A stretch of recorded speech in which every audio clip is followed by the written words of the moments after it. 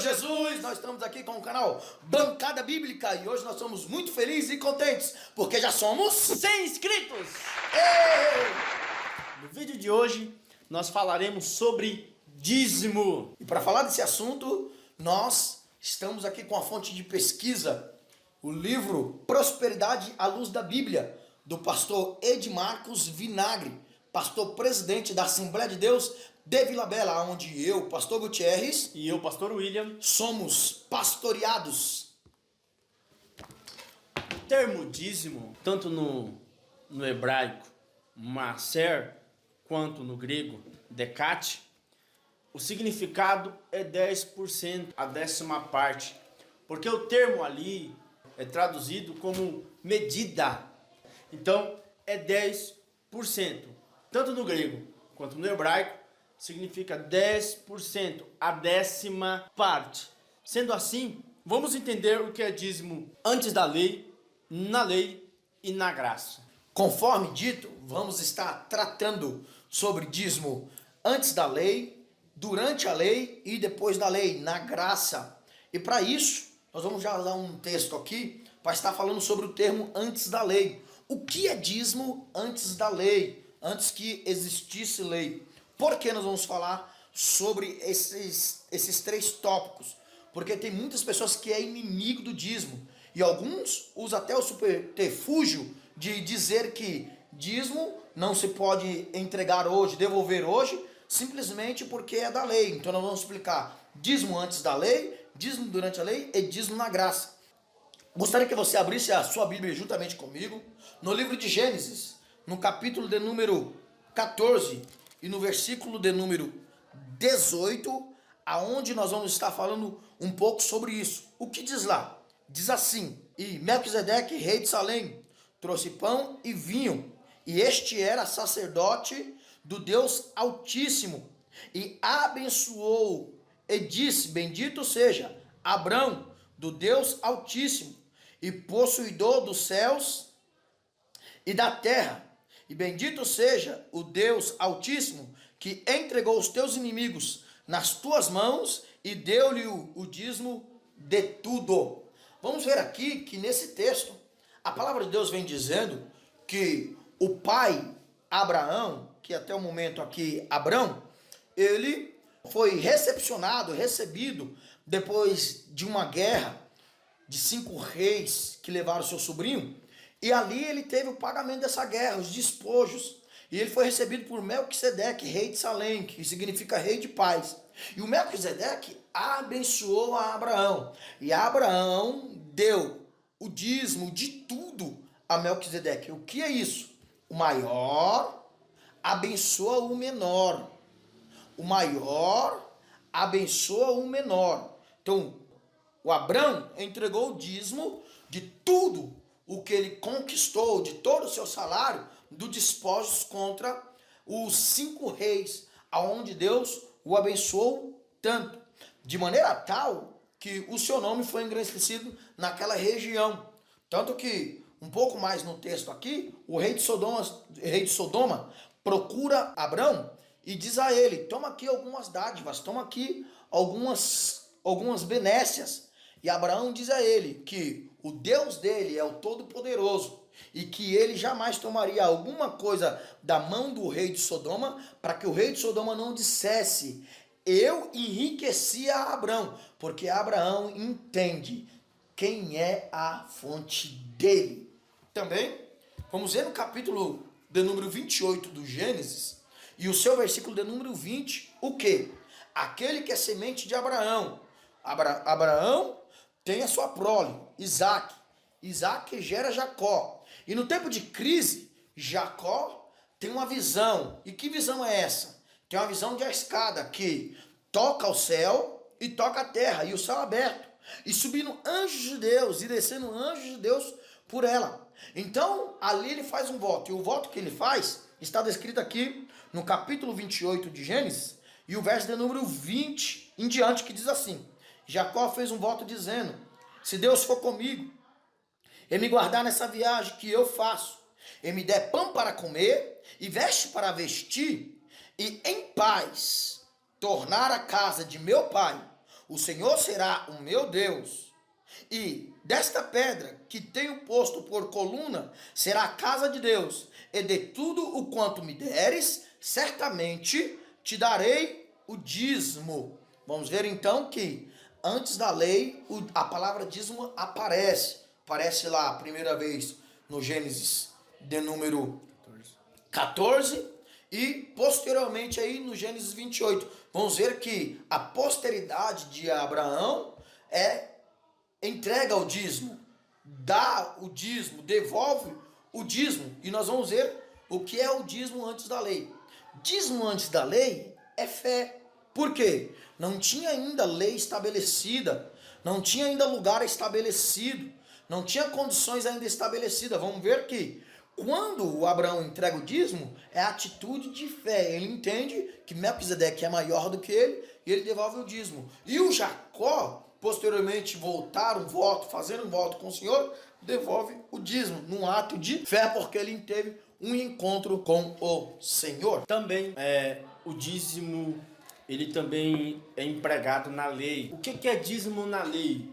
Dízimo na lei é obrigação. Dízimo na lei é obrigação. Malaquias, no capítulo de número 3, no seu versículo de número 7, diz assim: desde os dias de vossos pais vos desviaste dos meus estatutos e não os guardastes. Tornai-vos para mim, e eu tornarei para vós, diz o Senhor dos Exércitos. Mas vós dizeis: em que havemos de tornar? Roubará o homem a Deus? Todavia vós me roubais e dizeis: em que te roubamos? Nos dízimos e nas ofertas alçadas. Então, o dízimo na lei, ele era obrigação. Dízimo na lei era pago. Você pagava o dízimo. Dízimo na lei era tributo. Então, você tinha que pagar o dízimo, você tinha que entregar o dízimo na lei, porque se você não desse dízimo na lei, você era conhecido como um ladrão. Então, Malaquias, ele registra isso para poder mostrar a situação diante da lei. O que acontecia? O povo não estava pagando o dízimo devidamente. Então, a pronúncia de Malaquias aqui é: no que me roubais? Quando Malaquias pronuncia no que me roubais, olha o que ele está dizendo: todavia me roubais. Isso aqui é uma denúncia. Na lei, Malaquias, ele faz uma denúncia acerca do dízimo. Ladrão, vocês estão me roubando. No quê? No dízimo. Dízimo na lei é obrigação. Vamos ver aqui no texto de Malaquias, no capítulo 3, o verso 9. Com maldição sois amaldiçoados, porque me roubais a mim, vós, toda a nação. Vamos ver que quando o Malaquias vem tratando dessas questões sobre o dízimo, Malaquias vem regulamentando a ordem do culto. O que Deus precisava receber no culto, precisava receber aquilo que era de melhor, aquilo que era de fato seu. Porque nós não podemos entregar ao Senhor aquilo que não é dele. Vamos ver Paulo em Romanos dizendo: dê o que deveis a quem deveis. A quem tributo, tributo. A quem honra, honra. A quem imposto, imposto. Quando Paulo vem dizendo isso, ele vem tratando exatamente as coisas que Malaquias estava tratando, em que aspecto? Cada coisa no seu devido lugar. O que Deus estava dizendo ao povo no período de Malaquias, através do profeta Malaquias? Que precisava que o povo estivesse com Deus da maneira que estava descrito na sua lei. Então, não só tocante acerca das ofertas, mas Deus vem regulamentando todas as coisas nesse período. E então Deus vem dizendo, no verso 9, com maldições sou amaldiçoado. Como pode acontecer isso quando alguém não dizima, alguém não devolve o dízimo ao Senhor nesse período? Nesse período, quando foi regulamentado, quando o povo hebreu deixou de ser nômade, estava tendo a transição de deixar de ser nômade, depois que foi cumpridos 40 anos no deserto, e o povo estava entrando, Deus deu uma fala a Josué, o quê? A cidade, a primeira cidade é a dízima, é o dízimo de todas as cidades, ou seja, Jericó é a primícia, Jericó é meu, tudo que for de dispor em Jericó, nada se levará a si, mas tudo é para a casa do Senhor, tudo é para o tabernáculo do Senhor, tudo é santo ao Senhor. Vamos ver então que no capítulo 7 de Josué, eles ganham Jericó, derrota Jericó e acontece algo. O quê? Lá em Jericó, um homem por nome de Acã, ele pega uma capa babilônica, alguns utensílios de prata e alguns utensílios de ouro, e esconde isso dentro da sua tenda.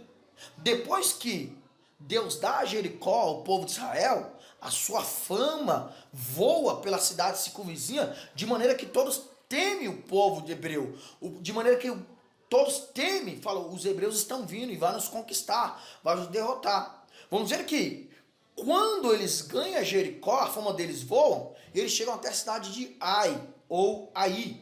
E a cidade de Ai era uma cidade pequena, não precisava de todo o exército lá, não precisava de todo o exército de Josué lá para cansar o exército, porque uma pequena parte do exército ganharia essa guerra, conquistaria a cidade de Ai. Mas vamos ver acontecendo o quê?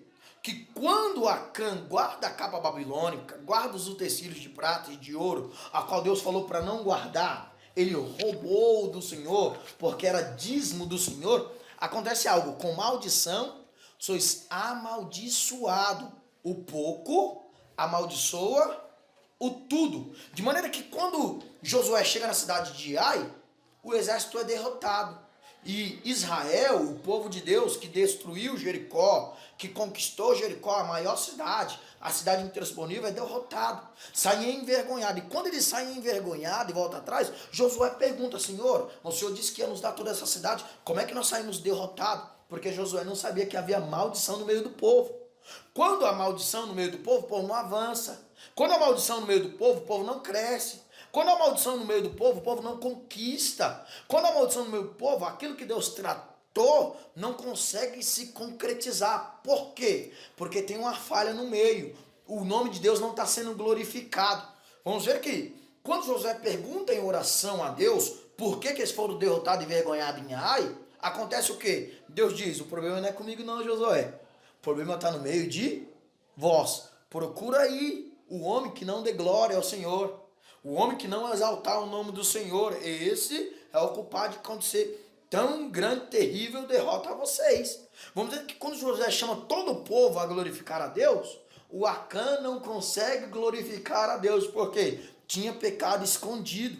E aonde tem pecado escondido, Deus não trabalha, Deus não prospera, Deus não age. Por quê? Porque o nosso Deus é justo com as suas palavras. Então, quando é descoberto que Acã escondeu a primícia do Senhor, a maldição sobre ele, aconteceu algo. O quê?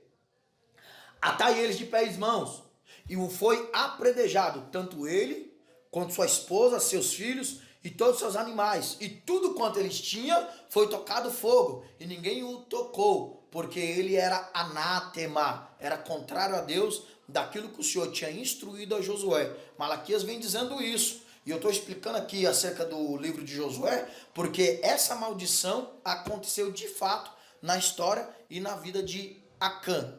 Também o dízimo ele está empregado na graça. Na graça, Paulo usa como fruto de salvo. João capítulo 15, verso 1.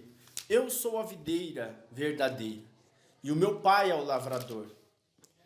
Toda vara em mim que não dá fruto, atira e limpa toda aquela que dá fruto, para que dê mais fruto. Jesus ele faz uma alusão que ele é a videira e nós somos as varas que estamos na videira. Nós estamos em Cristo. E qual era a obrigação de nós que estamos nessa vara que é Jesus, nessa dispensação que é a graça? É dar frutos. É dar frutos. E a vara que não der fruto é ser cortada, é tirada e lançada fora no fogo. Então, Paulo, quando ele menciona em Coríntios que ali o termo vai ser empregado dízimo como fruto de salvo, ele vai deixar bem claro para nós que na graça não é obrigação você dizimar. Na graça não é obrigado dizimar. Porém, nós temos um problema Imenso, por quê? Porque nem todos subirão ao céu. Pastor Gutierrez, dentro desse período da graça em que vivemos, há algumas perguntas que surgem no meio dos cristãos. Uma delas é: eu posso administrar o dízimo? Não, Por quê? porque Deus já estabeleceu pessoas que administrem o dízimo. Vamos ver no texto de Hebreus, capítulo de número 7 e o verso de número 8, diz assim: e aqui, certamente, tomam dízimo homens que morrem. Ali, porém, aquele de quem se testifica que vive. O que é isso? O escritor aos Hebreus vem tratando sobre a questão do sumo sacerdócio, a questão da história de Cristo, sem genealogia, fazendo alusão a Melquisedeque. Ele para falar sobre uma coisa, o quê? Que mesmo os levitas que administravam o dízimo na lei, que faziam o uso do dízimo na lei, esses em Abraão entregaram o dízimo. Esse, na pessoa de Abraão, entregou o dízimo a Melquisedeque.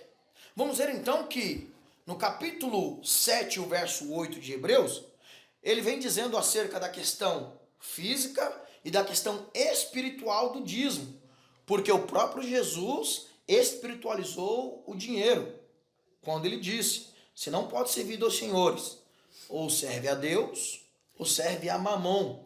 Mamon é o demônio que age no quê? Nas finanças, dando que poder? O poder de compra. Aqueles que têm a avareza, eles caminham por esse caminho, deixa Mamon dominar o seu coração e o dinheiro ser senhor da sua vida. Vamos ver aqui o quê? Que quando você entrega o dízimo na graça, verso de número 8, vem dizendo: certamente tomam dízimo homens que morrem. O que é isso? Deus já estabeleceu pessoas para administrar o dízimo, que é de quem? Do Senhor. Fisicamente, dinheiro, o que? A questão financeira, o dinheiro físico. Deus deixou homens separados para administrar. Então, qual é a minha responsabilidade com o dízimo? É entregar no altar. Então, tudo aquilo que eu não entrego no altar, não é dízimo. Então, para ser dízimo, tem que ser no altar. E Deus entregou pessoas para administrar. Ou seja, você não pode fazer o que você quer com o dízimo, porque não é seu, é do Senhor. Então, Deus diz: você leva até o altar, é o seu compromisso. E quem o administra, se esse administrar de forma indevida, Deus terá com ele, porque o compromisso meu e seu é entregar no altar. E aquele que administra, se administrar indevidamente, esse terá com o Senhor. Outra pergunta que os crentes fazem bastante: posso devolver o dízimo em outra igreja? Não. Por quê? Porque você é assistido nessa denominação. Você é pastoreado nessa denominação. Você é trabalhado, é ensinado, é cuidado por essa denominação. Então você não pode fazer igual alguns outros, deixando a sua congregação e indo após outras. Por quê? Porque o compromisso seu é com a igreja que você é membro. Exemplo, nós somos da igreja AD Vila Bela, Ministério de Vila Bela. Então, o nosso compromisso com o altar é o altar que nos assiste. Assembleia de Deus, Ministério de Vila Bela. O altar que nos assiste. Quem nos pastoreia. Quem nos dá toda a assistência espiritual. Então, nós entregamos no altar que nos assiste. Lembrando que a despensa que está vazia, uma hora ela acende o vermelho de alerta. Então, o dízimo tem que ser entregue exatamente nessa despensa que te alimenta. Eu posso entregar o dízimo na obra missionária, pastor Gutierrez?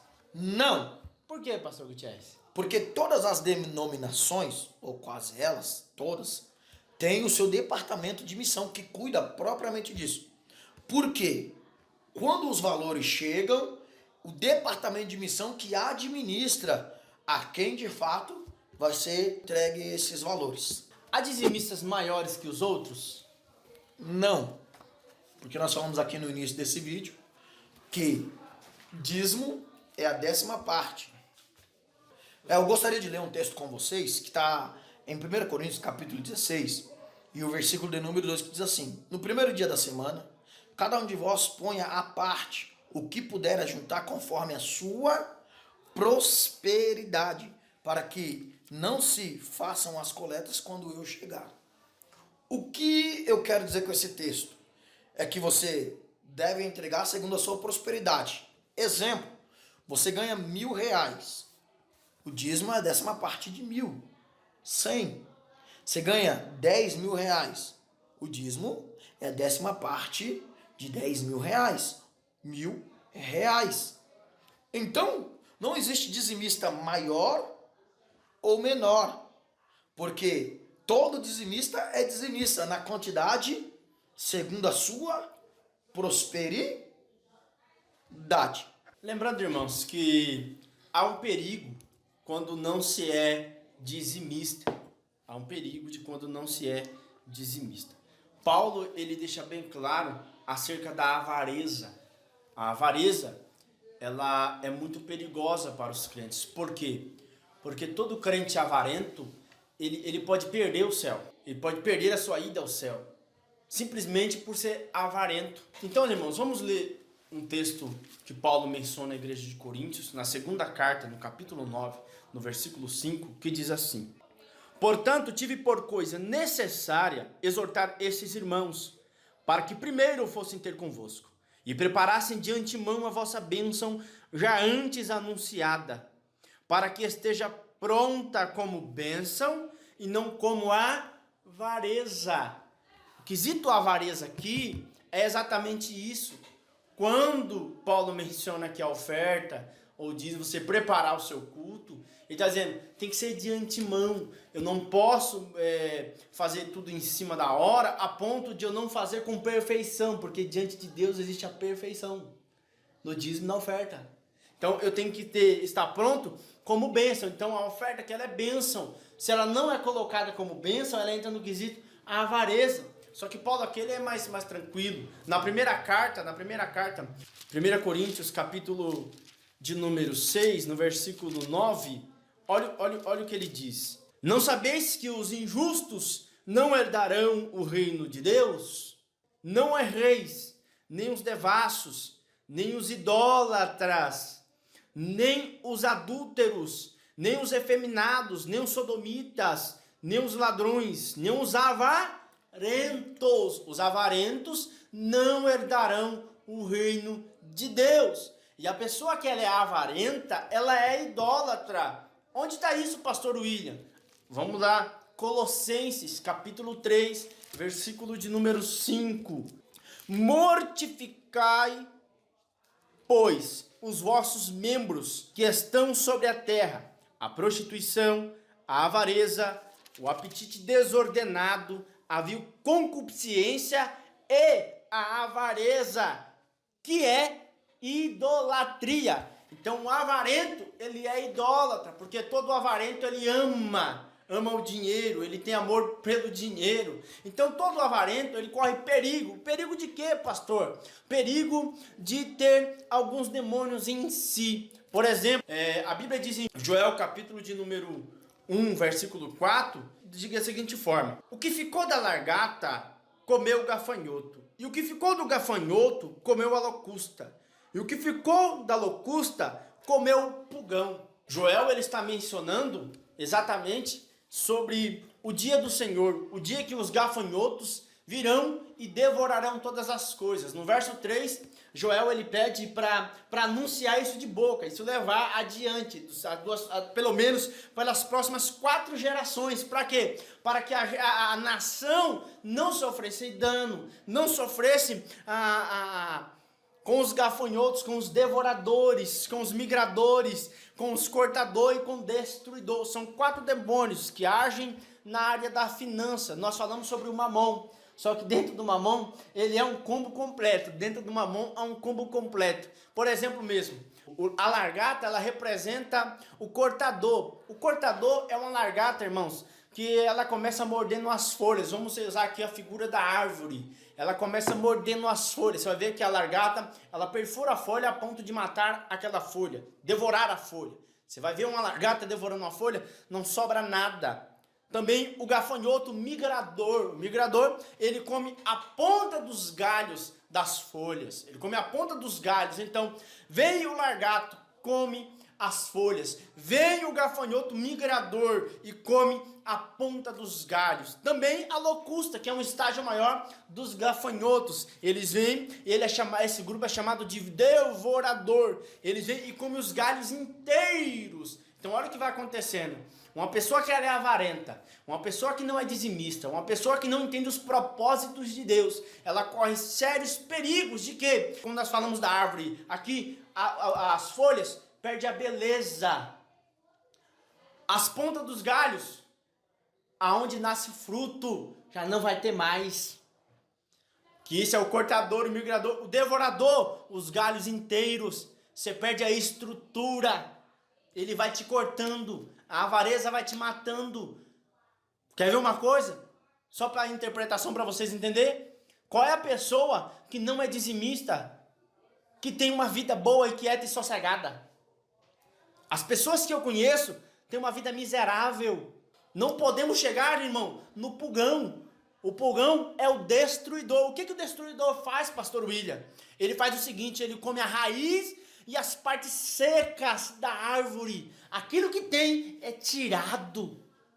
Então nós não podemos ser deixados por isso. Olha que Malaquias capítulo 3, verso 11, ele diz assim, e quando vocês deixaram o dízimo na casa do Senhor, no verso 10, no verso 11 ele diz, e eu repreenderei o devorador.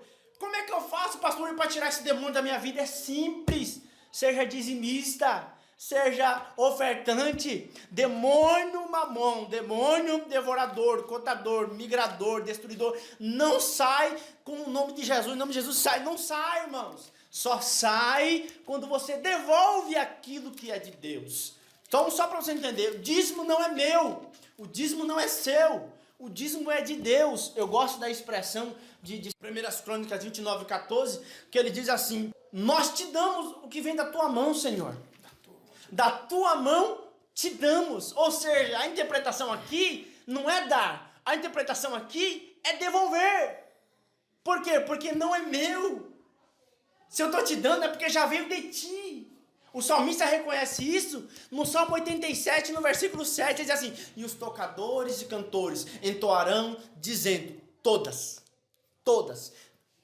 as minhas fontes estão no Senhor. Ele reconhece que a fonte é Deus e que tudo vem dele. Ninguém dá nada a Deus, irmãos. Nós apenas devolvemos aquilo que é deles. Então nós temos aqui, irmão, diante desse vídeo, tomar uma posição aqui de mordomo, porque nós somos mordomos de Deus, nós somos mordomos de Deus, e mordomos não tem vontade própria, ele não faz aquilo que ele quer, ele cuida daquilo que é do reino, então o reino não é meu, irmão, o reino é de Deus, nós somos mordomo dele, vamos administrar com sabedoria, para não deixarmos, irmãos, esse demônio entrar na nossa vida, e acabar com a nossa vida financeira. E interessante aqui, dentro desse devorador aqui, o devorador, irmão, esse demônio devorador, ele destrói, irmão, casamentos, ele destrói a vida familiar, a vida profissional, ele entra e ele devasta tudo, não sobra nada. Então venhamos ter cuidado,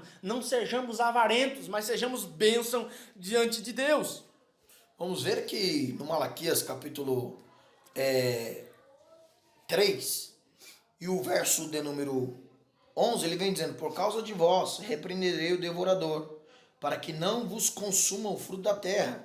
David, no campo não vos serás estéril, diz o Senhor dos Exércitos. Aí no 12 vem uma coisa maravilhosa. Quando você, no período da lei, quando era entregado, quando era colocado diante do altar do Senhor, vem as benécias. Que benécias é essa? No verso 12. E todas as nações vos chamarão bem-aventurados, mas que felizes. Porque vos sereis uma terra deleitosa, diz o Senhor dos Exércitos. Então, quando era entregue no altar o dízimo do Senhor, havia benevolências, benécias da parte de Deus.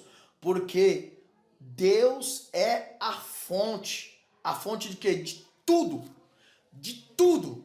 Deus é a fonte de tudo. No vídeo de hoje, nós falamos sobre dízimo. Dízimo antes da lei era fé. Abraão entregou o dízimo.